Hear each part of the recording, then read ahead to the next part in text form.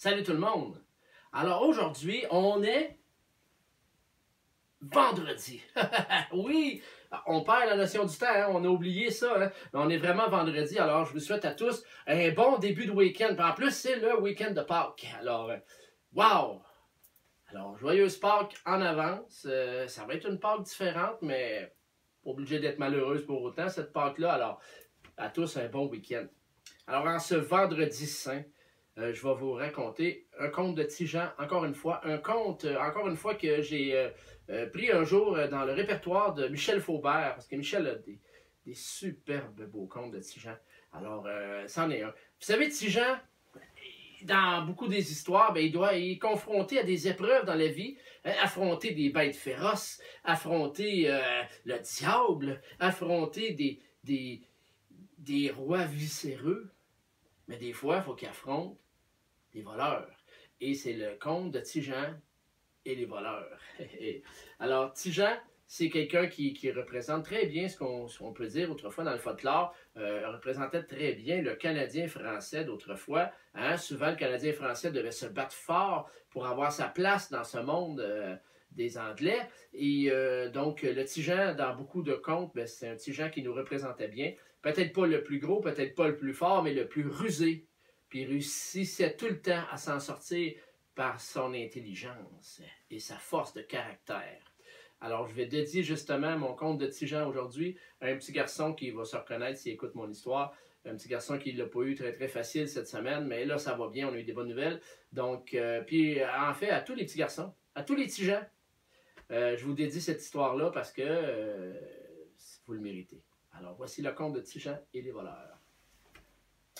Ah ben, c'est mon Tijan, à moi, dans mon histoire, ben, il vit tout seul avec sa mère, bien sûr, dans le fond d'un rang. Je le sais, c'est souvent comme ça, les Tijans vivent dans le fond d'un rang. Ben, il vivait seul avec sa mère. Et là, à l'aube de l'adolescence, il voulait peut-être commencer à penser à quoi faire dans la vie. Alors, il se met à réfléchir, puis il dit à sa mère, « Maman, j'ai une idée, je vais me partir en business. » Sa mère a dit, « Ah ouais?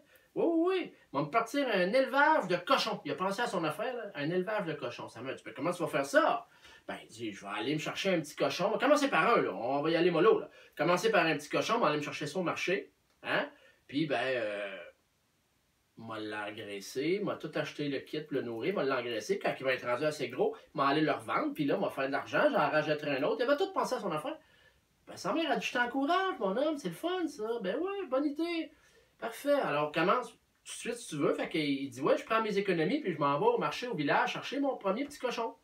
Sa mère, elle y rappelle une affaire. Parce qu'il ne faut pas oublier, sa mère, elle disait tout le temps, quand tu descends au village, il y a deux chemins pour aller au village. Il y a un chemin plus court et un chemin plus long. Prends toujours le chemin le plus long. Parce que le chemin le plus court, il y a des rumeurs qui allaient qu'il y avait une famille qui habitait là, hein? Un père avec ses 3 enfants, pas de mère là-dedans.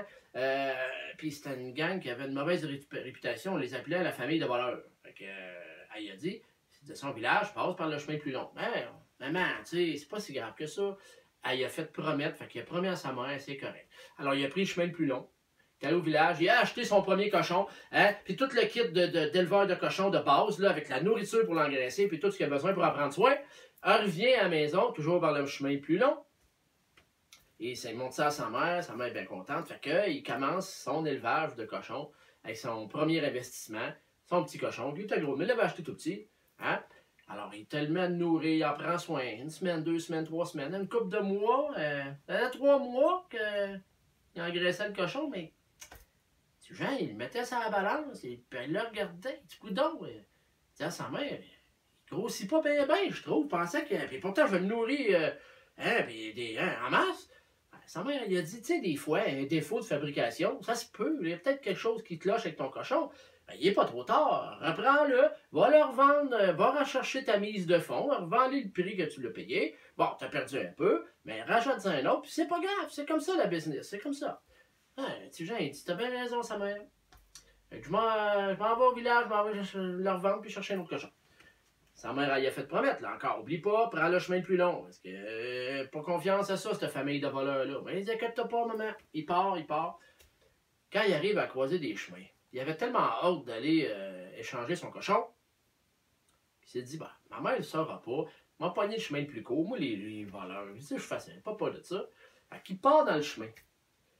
À un moment donné, à mi-chemin avant d'arriver au village, il y a un gars, toi, planté devant lui dans le chemin qui l'arrête. Hey, hey, salut mon petit gars! Comment ça va?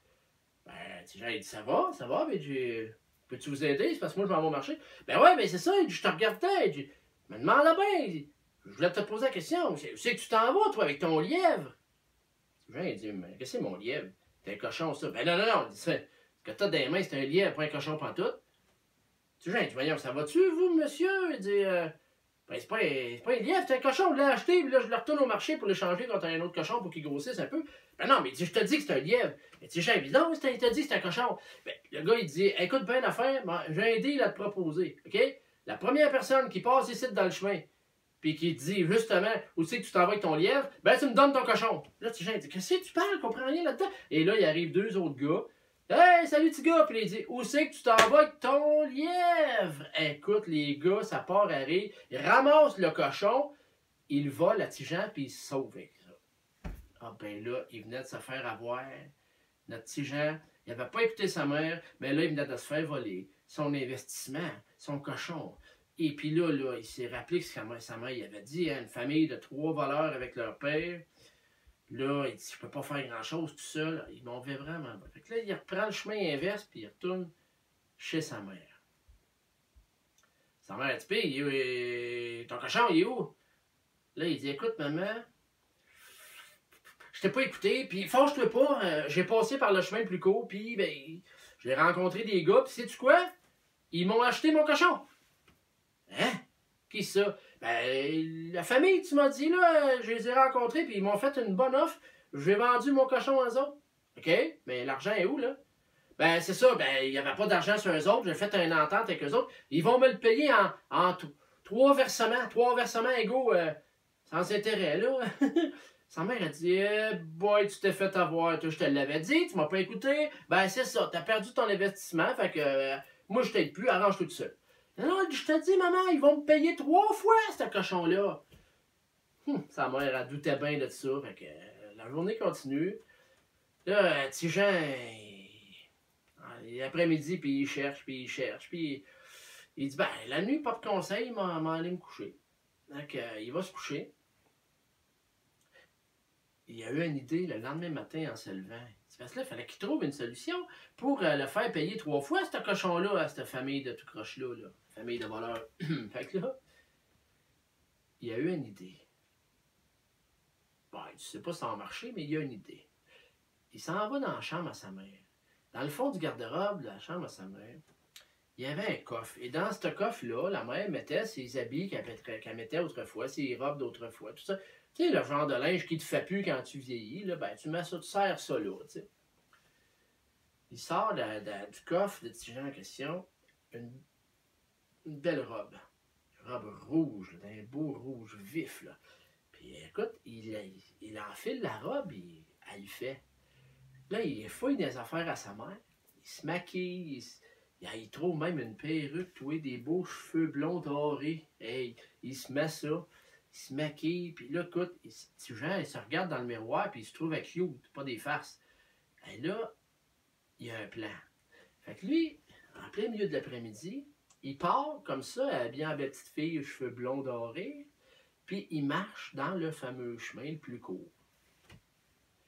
En milieu de l'après-midi, dans la maison, t'as le père qui est en train de se bercer, devant la fenêtre, puis qui regardait le beau temps passer dehors. Puis les 3 fils, ben, ça grignotait des affaires à la table, tu sais. Sûrement les restants du petit cochon qui avait volé la veille. Hein?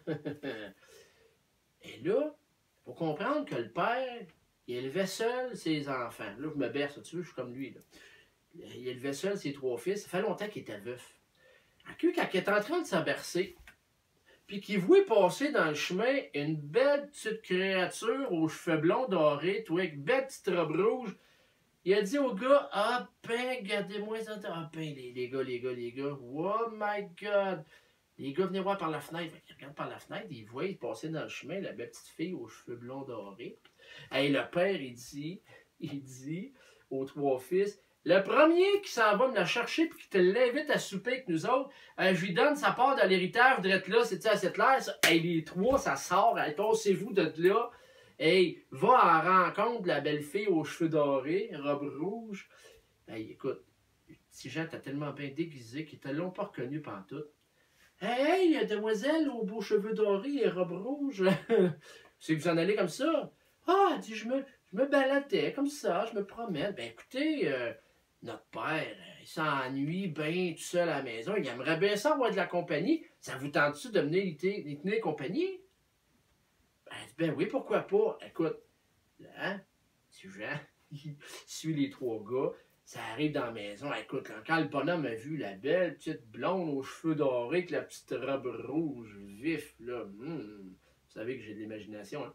Et écoute, il fait, écoute, il était content, ils vont jaser un brin, puis il était content de jaser avec le bonhomme, tout ça, tu sais, hein? Hey, le bonhomme, il dit, ça vous tente-tu de souper avec nous? On a des restants en masse, toi, des bons petits ragoûts de pâte de cochon. Ça vous tente-tu? J'ai des bonnes pétates, tout le kit. Ah, ben, dis pourquoi pas? Fait que, hey, il dit au gars, ah ouais, il a installé un couvert de plus, on soupe tout le monde ensemble. Fait que, ça soupe, ils ont du plaisir. Le soir, il se met à tomber, oui. Le bonhomme disait, demoiselle, il dit, comment ça fait noir dehors? Il y a du monde dans ce chemin-là qui habite du monde pas correct, ça serait dangereux.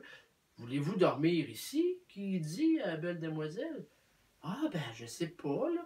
Ben, je vous le dis, moi, je pense que vous devriez dormir ici, puis demain matin, vous partirez. Elle dit, ben oui, pourquoi pas?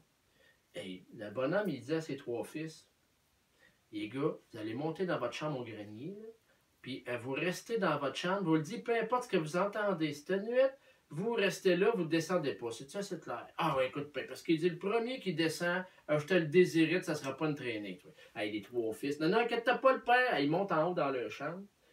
Fait que le bonhomme lui dit à mademoiselle, allez vous installer, mais le problème, c'est que là, moi, mes gars dorment en haut, moi, dans les sites en bas, j'ai une chambre, mais juste un lit. Mais il est grand, c'est un grand lit. Vous allez avoir votre place, je suis un homme, moi, je suis un homme, un gentleman, inquiétez-vous pas, on va dormir dans le même lit, mais je vais respecter ça.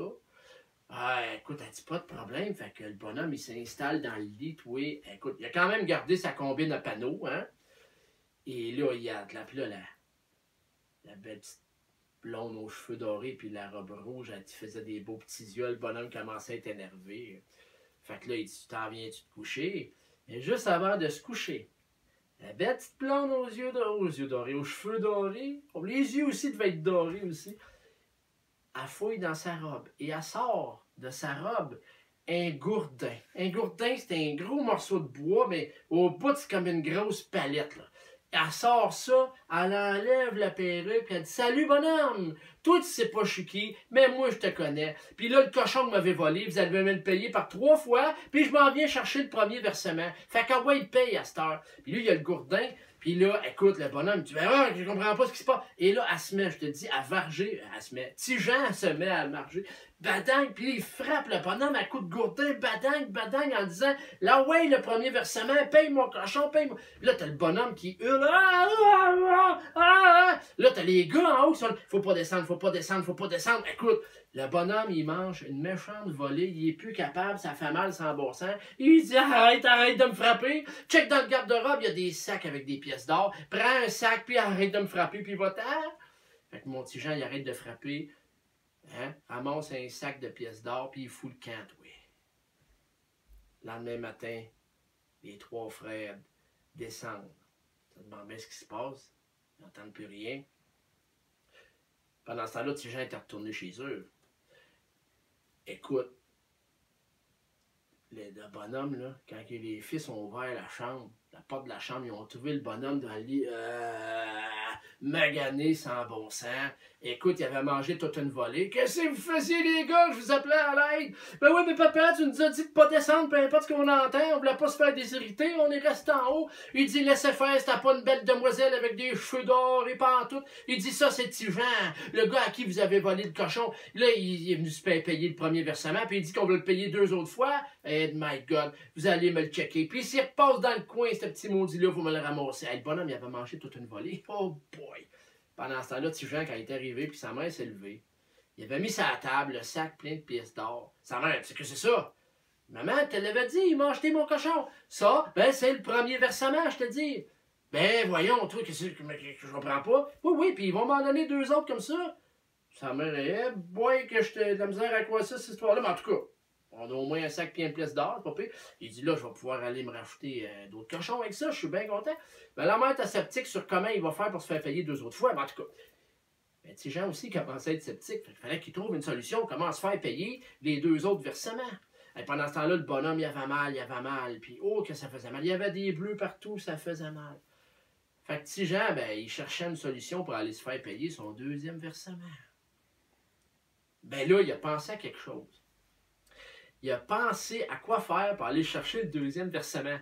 Et là, pour ça, il fallait qu'il aille au village chercher ce qu'il avait besoin. Laissez-moi vous dire que cette fois-là, il a pris le chemin le plus long pour aller chercher ce qu'il avait besoin, pour aller chercher son 2e versement. Mais ça, mes amis, le 2e versement, puis le 3e versement, vous ne le saurez pas tout de suite. Parce que l'histoire de Tijan et les voleurs, après un break d'être là, oh que oui. Alors, je vous souhaite un super bon vendredi soir. Puis pour la suite de l'histoire, ben, suivez-moi encore. D'ici à ce que Jésus ressuscite, vous allez sûrement voir la fin de mon histoire. Alors, je vous souhaite une bonne soirée. À demain.